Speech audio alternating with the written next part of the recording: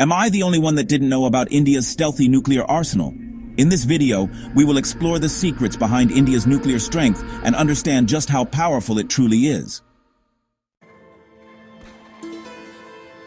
India, पुराने ज्ञान और रंग-बिरंगे लोकतंत्र का देश, अपनी जमीन के नीचे एक राज भी छुपाए हुए है, एक जबरदस्त न्यूक्लियर हथियारों का जखीरा।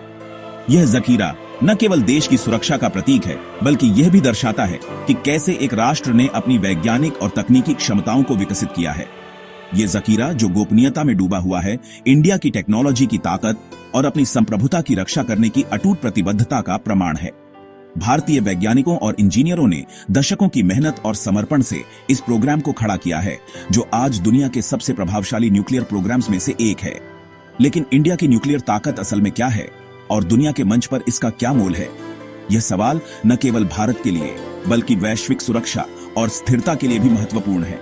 न्यूक्लियर हथियारों की शक्ति और उनके उपयोग की नैतिकता पर बहसें आज भी जारी हैं। आइए इंडिया के न्यूक्लियर प्रोग्राम की गहराई में उतरते हैं, इसके विकास, क्षमताओं और उन रणनीतिक विचारों को समझते हैं जो इसके अस्तित्व को आकार देते हैं। यह प्रोग्राम न केवल सैन्य दृष्टिकोण से महत्वपूर्ण है, बल्कि यह भी दर्शाता है कि कैसे विज्ञान और तकनीक ने भारत को एक नई ऊंचाई पर पहुंचाया है। राजस्थान के रेगिस्तान से लेकर देश भर की हलचल भरी रिसर्च सुविधाओं तक, इंडिया का न्यूक्लियर सफर महत्वाकांक्षा, दृढ़ संकल्प और रणनीतिक स्वायत्तता की खोज की एक दिलचस्प कहानी है। यह सफर हमें यह भी दिखाता है कि कैसे एक राष्ट्र ने अपने संसाधनों का उपयोग कर अपनी सुरक्षा को मजबूत किया है। यह वैज्ञानिक जीत और नैतिक दुविधाओं दोनों से भरा सफर है, जो आधुनिक दुनिया में न्यूक्लियर हथियारों की भूमिका के बारे में गंभीर सवाल खड़े करता है। वैज्ञानिकों के बीच होने वाली बहसें और परीक्षणों के दौरान आने वाली चुनौतियां इस प्रोग्राम की जटिलताओं को उजागर करती हैं।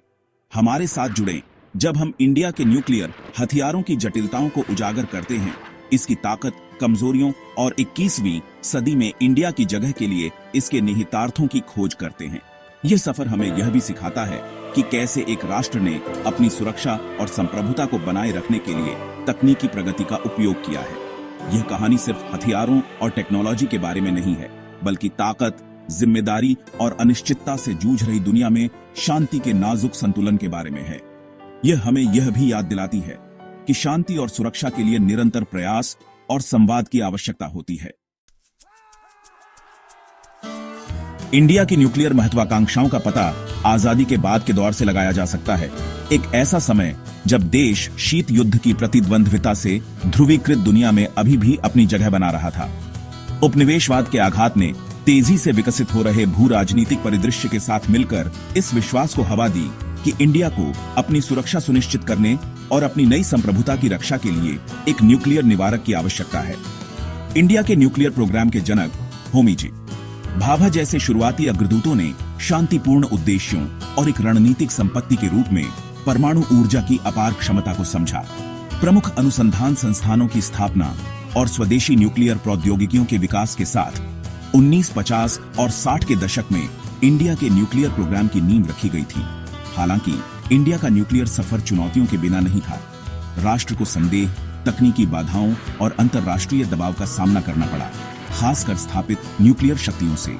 फिर भी एक मजबूत और आत्मनिर्भर इंडिया के दृष्टिकोण से प्रेरित होकर राष्ट्र ने दृढ़ता से काम किया, अपने अंतिम न्यूक्लियर परीक्षणों की नींव रखी।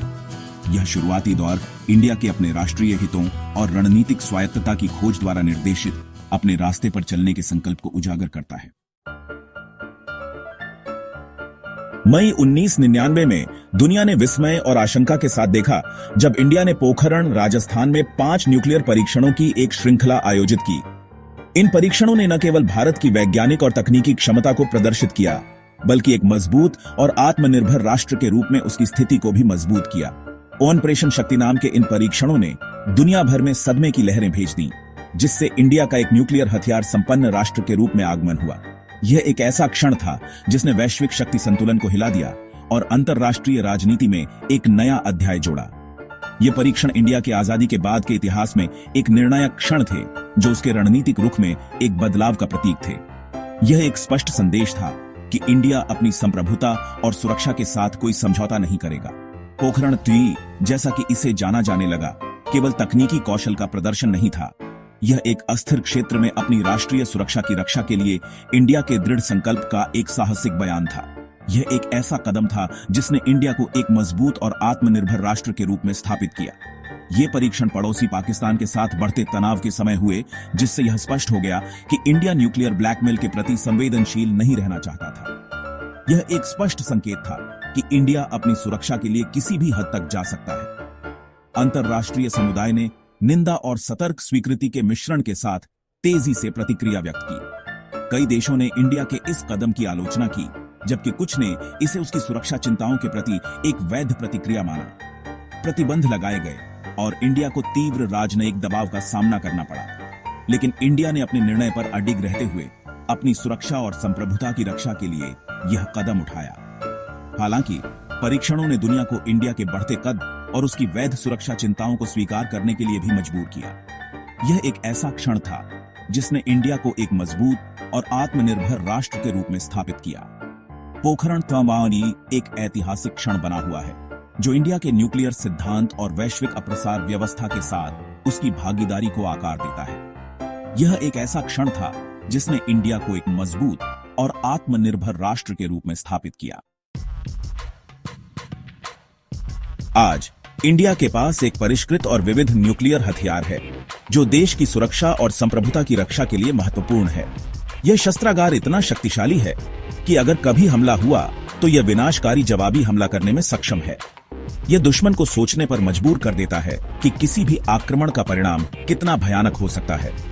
यह शस्त्रागार त्रय की अवधारणा के इर्द गिर्द बनाया गया है, जो तीनों क्षेत्रों जमीन, हवा और समुद्र में न्यूक्लियर हथियारों की तैनाती को सुनिश्चित करता है। यह सुनिश्चित करता है कि इंडिया जमीन, हवा और समुद्र से न्यूक्लियर हथियार लॉन्च कर सके, जिससे किसी भी परिस्थिति में जवाबी हमला संभव हो सके। यह बहुआयामी दृष्टिकोण इंडिया की दूसरी हड़ताल क्षमता को बढ़ाता है, जिससे किसी भी विरोधी के लिए पहली हड़ताल में उसके न्यूक्लियर निवारक को बेअसर करना बेहद मुश्किल हो जाता है। इंडिया के भूमि आधारित न्यूक्लियर बलों में अग्नि श्रृंखला सहित कई बैलिस्टिक मिसाइलें शामिल हैं, जो दुश्मन के इलाके में गहरे स्थित ठिकानों पर हमला करने में सक्षम हैं। ये मिसाइलें विभिन्न स्थानों पर तैनात हैं, जो इंडिया की न्यूक्लियर संपत्तियों के खिलाफ किसी भी तरह के पहले हमले के प्रयास को और जटिल बनाती हैं। हवा में इंडिया न्यूक्लियर ग्रेविटी बम ले जाने के लिए संशोधित मिराज 2000 और सुखोई 30 MKI जैसे लड़ाकू विमानों पर निर्भर करता है। ये विमान इंडिया को एक लचीला और प्रतिक्रियाशील न्यूक्लियर वितरण प्लेटफॉर्म प्रदान करते हैं, जो एक विस्तृत भौगोलिक क्षेत्र में लक्ष्यों तक पहुंचने में सक्षम है। अंत में पनडुब्बी से लॉन्च की जाने वाली बैलिस्टिक मिसाइलों से लैस इंडिया की परमाणु ऊर्जा से चलने वाली पनडुब्बियां उसके न्यूक्लियर त्रय के पानी के नीचे के चरण का निर्माण करती हैं। समुद्र की गहराई में चुपचाप दुबकी ये पनडुब्बियां इंडिया के न्यूक्लियर निवारक के सबसे ज्यादा जीवित रहने वाले और शक्तिशाली तत्व का प्रतिनिधित्व करती हैं। ये पनडुब्बियां दुश्मन के लिए एक निरंतर खतरा बनी रहती हैं, क्योंकि इन्हें ट्रैक करना और नष्ट करना बेहद मुश्किल है। इस प्रकार इंडिया की न्यूक्लियर त्रय की यह तीसरी शाखा देश की सुरक्षा को और भी मजबूत बनाती है।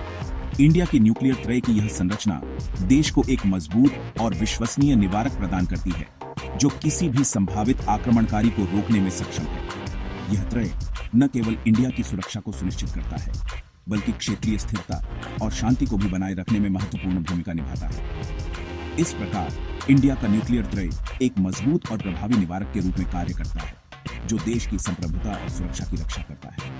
यह त्रय न केवल दुश्मन को किसी भी आक्रमण से रोकता है, बल्कि यह सुनिश्चित करता है कि इंडिया किसी भी परिस्थिति में जवाबी हमला करने में सक्षम हो। इस प्रकार इंडिया का न्यूक्लियर त्रय देश की सुरक्षा और संप्रभुता की रक्षा के लिए एक महत्वपूर्ण और प्रभावी साधन है। यह त्रय न केवल इंडिया की सुरक्षा को सुनिश्चित करता है, बल्कि क्षेत्रीय स्थिरता और शांति को भी बनाए रखने में महत्वपूर्ण भूमिका निभाता है। इस प्रकार इंडिया का न्यूक्लियर त्रय एक मजबूत और प्रभावी निवारक के रूप में कार्य करता है, जो देश की संप्रभुता और सुरक्षा की रक्षा करता है।